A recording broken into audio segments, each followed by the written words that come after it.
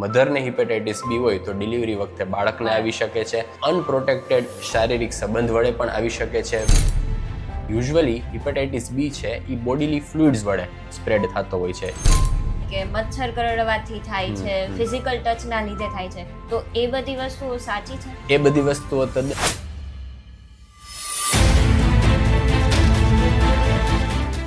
Hepatitis શું છે?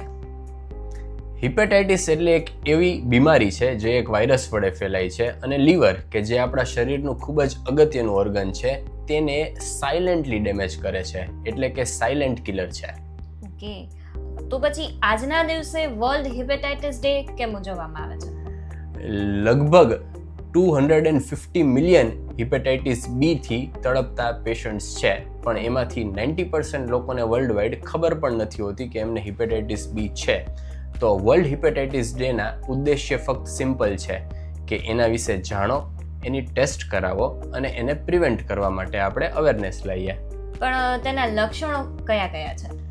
જેમ આપણે વાત કરી સાયલેન્ટ કિલર છે, તો ઘણીવાર ઘણા વર્ષો સુધી એ આપણના શરીરમાં હોય છે, લીવરની અંદર ધીરે ધીરે ડેમેજ કરી રહ્યો હોય છે, પણ આપણને ખબર પણ નથી પડતી. પણ લાંબા ગાળે જ્યારે લીવરને ઇરિવર્સિબલ ડેમેજ કરી દે છે ત્યારબાદ એના લક્ષણો ઘણીવાર દેખાવાના શરૂ થતા હોય છે. પણ જાણવા જેવું એ છે કે યુઝ્યુઅલી હિપેટાઇટિસ બી છે એ બોડીલી ફ્લુઇડ્સ વડે સ્પ્રેડ થતો હોય છે, એટલે કે મધરને હિપેટાઇટિસ બી હોય તો ડિલિવરી વખતે બાળકને આવી શકે છે.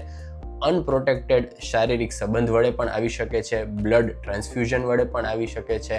તો આ બધી વસ્તુનું વિશેષ ધ્યાન રાખવાનું હોય છે. હિપેટાઇટિસ બાબતે ઘણી બધી અફવાઓ પણ સાંભળવા મળે છે કે મચ્છર કરડવાથી થાય છે, ફિઝિકલ ટચના લીધે થાય છે, તો એ બધી વસ્તુઓ સાચી છે?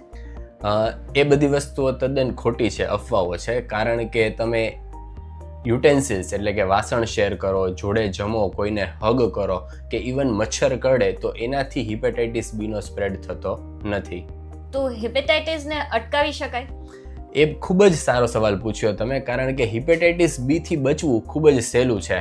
કારણ કે બહુ જ એના માટે સિમ્પલ વેક્સિન આવે છે અને એ વેક્સિન છે એ કોઈ પણ હાઈ રિસ્ક ઇન્ડિવિજ્યુઅલ કે ઇવન સામાન્ય માણસ કે જેને આ થવાનું રિસ્ક હોય તે લઈ શકે છે, અને તે લીધા બાદ તેનું હિપેટાઇટિસ બી થવાનું રિસ્ક છે એ ખૂબ જ ઓછી માત્રામાં થઈ જતું હોય છે. આમાં કોઈ એજ લિમિટ હોય છે કે આ ઉંમરના વ્યક્તિઓને વધારે થાય છે, આ ઉંમરના વ્યક્તિઓને ઓછી, એવું કોઈ? ના, એજ રિલેટેડ એમાં કોઈ સંબંધ નથી હોતો, પણ જે કોઈ પણ વ્યક્તિ કોઈ હિપેટાઇટિસ બી પોઝિટિવ વ્યક્તિના બોડીલી ફ્લુઇડના સંપર્કમાં આવે તેને આ વસ્તુ થઈ શકતી હોય છે. હિપેટાઇટિસથી કેન્સર થવાના કોઈ શક્યતાઓ છે?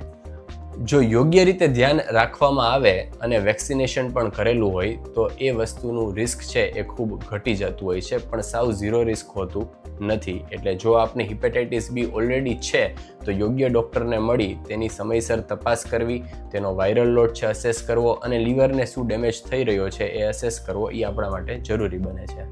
તો હિપેટાઇટિસ ડે દિવસે લોકોને તમે શું મેસેજ દેવા માંગશો? તો હિપેટાઇટિસ ડેના દિવસે ફક્ત એક જ મેસેજ આપણે દેવા માગશું કે ક્યારેય પણ જો બ્લડ ટેસ્ટ કરાવો છો તો જો શક્ય હોય તો એમાં હિપેટાઇટિસ બીનો ટેસ્ટ છે આપણે ઇન્ક્લુડ કરીએ.